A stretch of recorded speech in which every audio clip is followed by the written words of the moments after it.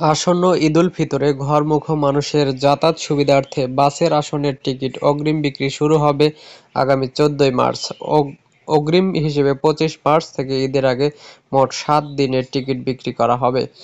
বৃহস্পতিবার ৬ March Bangladesh bus truck owners অ্যাসোসিয়েশনের ঈদ সংক্রান্ত প্রস্তুতিমূলক সভায় এই সিদ্ধান্ত হয়।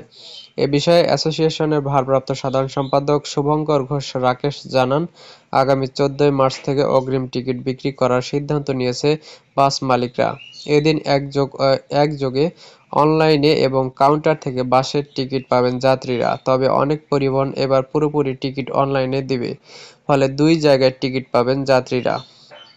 অতিরিক্ত ভাড়া আদায়ের বিষয়ে তিনি জানান, বিআরটি-এর নির্ধারিত ভাড়া অনুযায়ী বাসের ভাড়া নেওয়া হবে। ভাড়ার তালিকার বাইরে বাড়তি ভাড়া নেওয়া যাবে না।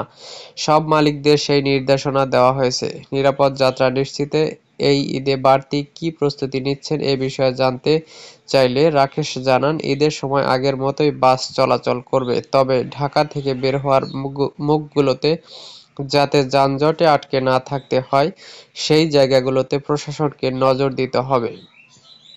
তাছাড়া ঈদের সময় আমাদের মালিক সমিতির মনিটরিং টিম থাকবে টার্মিনালে, তারা কাজ করবে।